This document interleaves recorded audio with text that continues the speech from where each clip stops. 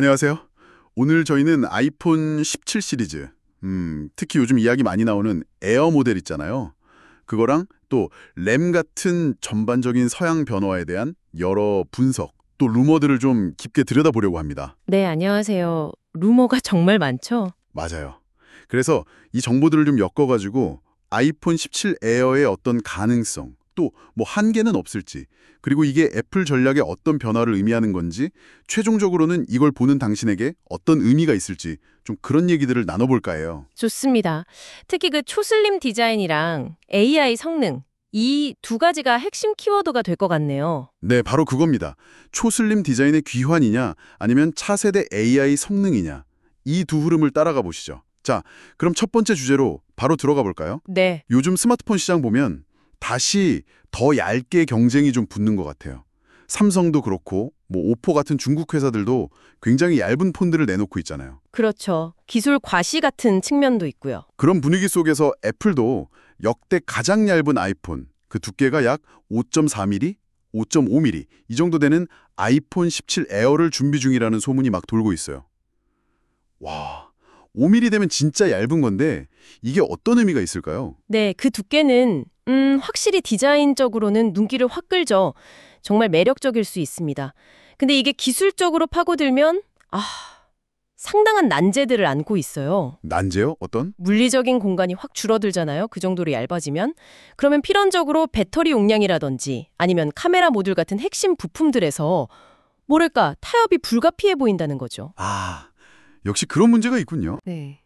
실제로 나오는 예측들을 보면 아이폰 17 에어는 배터리 사용 시간이 기존 모델보다 한 20%? 그 정도 짧아질 수 있다 이런 얘기도 있고요.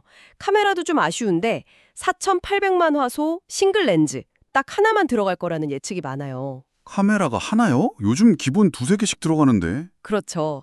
그러니까 뭐 광학줌 기능은 당연히 없을 거고 저조도 촬영 같은 그런 환경에서도 아무래도 프로 모델보다는 좀 불리할 수밖에 없겠죠. 다중 렌즈 시스템하고는 확실히 차이가 나는 부분입니다. 듣고 보니까 예전에 아이폰 미니 생각나네요. 그립감은 좋았는데 배터리가 너무 빨리 닳아서 좀 아쉬웠고. 또 플러스 모델은 뭔가 가격 대비 성능이 좀 애매하다는 평도 있었잖아요. 맞아요. 그런 전례들이 있죠. 혹시 그럼 이 아이폰 17 에어도 약간 비슷한 길을 가게 될 위험 같은 게 있을까요? 디자인 혁신, 이거 하나만 믿고 가기에는 좀 부족할 수 있다, 뭐 이런 분석도 본 것 같은데. 충분히 가능한 시나리오라고 봅니다. 왜냐하면 대부분의 사용자들은 사실 그 혁신적인 디자인도 물론 중요하지만 그것보다는 매일 쓰는 실용성, 그러니까 배터리 얼마나 오래 가는지, 카메라 잘 찍히는지 이런 걸 훨씬 더 중요하게 생각하는 경향이 있거든요. 하긴 그렇죠. 저만 해도 배터리가 제일 중요하니까. 네. 물론 애플도 이걸 모르진 않겠죠. 그래서 뭐 iOS 19에서 AI를 막 활용해서 배터리 효율을 극대화하는 기술을 넣는다거나 아니면 예전에 좀 디자인 때문에 말은 많았지만 그래도 실용성은 있었던 그 스마트 배터리 케이스 같은 거 있잖아요. 그런 액세서리를 다시 내놓을 수도 있고요. 아, 그 혹 같은 케이스요? 네, 맞아요. 그런 식으로 뭔가 해결책을 모색할 수는 있습니다. 하지만 역시 핵심은 가격 대비 성능, 가성비일 거예요. 만약에 플러스 모델이랑 가격은 비슷한데 기능적으로 제약이 많다. 그러면 사용자들이 외면하기 쉽죠. 가격이 중요하겠네요, 역시. 그렇죠. 근데 여기서 또 흥미로운 루머가 하나 있는데 애플이 이 에어 모델의 초기 생산 비중을 전체 아이폰 17 시리즈 중에서 한 10% 정도로 되게 낮게 잡고 있다는 얘기가 있어요. 10%요? 굉장히 적은데요? 네, 이게 뭘 의미하냐면 애플 스스로도 이 모델의 시장 반응을 굉장히 신중하게 보고 있다. 뭐랄까 일종의 테스트 성격으로 접근하는 거 아니냐 이렇게 해석해 볼 수 있는 거죠.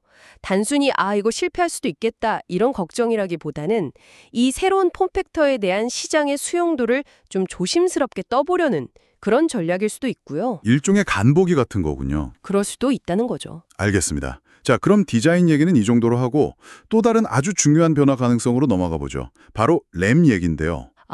램 용량 이것도 정말 뜨거운 감자죠. 네, 아이폰 17 시리즈의 에어, 프로 맥스 모델뿐만 아니라 심지어 일반 모델까지 전부 다 12기가 램을 탑재할 수도 있다.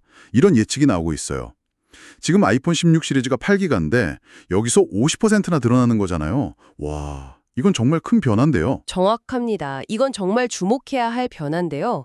이 변화의 가장 큰 배경, 핵심 동력은 역시 애플 인텔리전스로 대표되는 온디바이스 AI 기능 강화입니다. 아, 그 AI 기능 때문에 램이 더 필요한 거군요. 네, 바로 그거죠. 그러니까 인터넷 연결 없이 아이폰 기기 자체에서 더 복잡하고 더 많은 양의 인공지능 연산을 빠르고 또 안전하게 처리하려는 게 애플의 큰 그림인데 이걸 제대로 하려면 메모리, 즉 램 용량이 훨씬 더 많이 필요해지는 겁니다. 단순히 M 여러 개 켜놓는 멀티태스킹 문제가 아니라 그렇죠. 단순히 앱 전환 속도 좀 빨라지고 이런 수준을 넘어서는 거죠. 기기 내에서 처리되는 AI 기능의 수준 자체를 한 단계 끌어올리고 또 뭐 4K 영상 편집이라든지 고사양 3D 게임 같은 좀 무거운 작업 있잖아요. 그런 걸 할 때도 훨씬 더 부드러운 성능을 제공하려는 그런 목표가 있는 겁니다. 확실히 체감 성능 향상이 있겠네요. 네, 기대해볼 만하죠. 다만 여기서 한 가지 좀 짚고 넘어갈 부분은 과연 일반 모델까지 전부 12GB 램을 탑재할 거냐는 점이에요. 이건 아직 좀 불확실합니다. 아, 일반 모델은 아닐 수도 있다. 네, 왜냐하면 부품 수급 문제도 있을 수 있고 또 원가 상승 부담도 있잖아요. 그래서 일반 모델은 그냥 기존처럼 8GB에 머무를 가능성도 충분히 있습니다. 만약에 그렇게 된다면 이건 모델 간의 성능 격차, 우리가 흔히 말하는 금 나누기가 더 심화될 수 있다는 의미이기도 하고요. 아, 프로 모델하고 일반 모델하고 성능 차이가 더 벌어질 수도 있겠네요. 그럴 가능성이 있죠. 애플이 항상 그런 식으로 라인업을 구성해 왔으니까요. 그렇군요. 자, 그러면 이 두 가지 큰 흐름이 있네요. 한쪽에서는 엄청 얇은 디자인의 에어 모델이 나올 수도 있지만 배터리나 카메라에서 좀 아쉬울 수 있고 다른 한쪽에서는 전반적으로 램 용량이 확 늘어나서 AI 성능이나 전반적인 퍼포먼스는 좋아질 것 같은데 이게 또 일반 모델까지 적용될지는 미지수고 가격 인상 우려도 있고요. 사용자 입장에서는 좀 선택이 복잡해지는 느낌인데요. 네, 맞아요. 그래서 아이폰 17을 기다리시는 분들이라면 몇 가지 질문을 스스로에게 던져볼 필요가 있습니다. 어떤 질문들일까요? 우선 첫 번째는 당신의 우선순위는 무엇인가 하는 점입니다.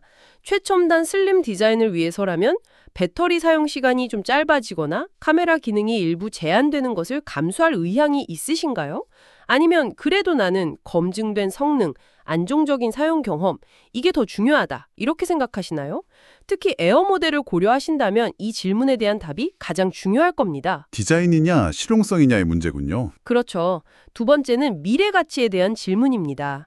앞으로 스마트폰에서 AI 기능의 중요성은 점점 더 커질 텐데 과연 12GB 램이라는 게 앞으로 한 2, 3년 혹은 그 이상 스마트폰을 사용할 때 얼마나 의미 있는 업그레이드가 될 것인가 하는 점이죠. 아, 기기를 좀 오래 쓰려는 분들한테는 더 중요하겠네요. 네, 그렇습니다. 단순히 지금 당장의 성능 향상뿐만 아니라 미래의 AI 기능들을 얼마나 원활하게 사용할 수 있을지와 직결되는 문제니까요. 기기를 오래 사용하려는 분들에게는 이 램 용량 증가가 생각보다 더 큰 의미를 가질 수 있습니다. 그렇겠네요. AI가 계속 발전할 테니까. 네, 마지막 세 번째는 역시 비용, 예산 문제입니다. 초슬림 기술을 구현하는 것도 그렇고 램 용량을 늘리는 것도 그렇고 전부 다 비용 상승 요인이거든요. 아무래도 가격이 오르겠죠? 그럴 가능성이 높죠. 특히 아까 말씀드린 것처럼 일반 모델의 램 용량이 8기가로 유지되느냐 아니면 12기가로 같이 올라가느냐에 따라서 아이폰 17 시리즈 전체의 가격 정책이나 가성비 평가가 크게 달라질 수 있습니다.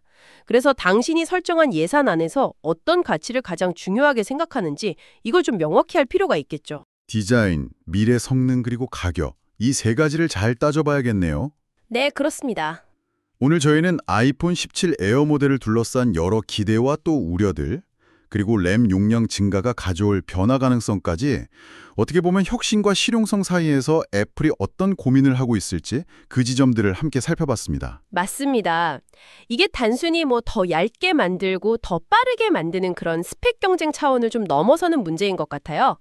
한편으로는 심미적인 완성도를 추구하는 디자인 트렌드를 따라가야 하고 또 다른 한편으로는 AI 시대를 맞아서 폭발적으로 증가하는 성능 요구에 부응해야 하고 이 두 가지 상반된 요구 사이에서 애플이 과연 어떤 균형점을 찾아낼 것인가?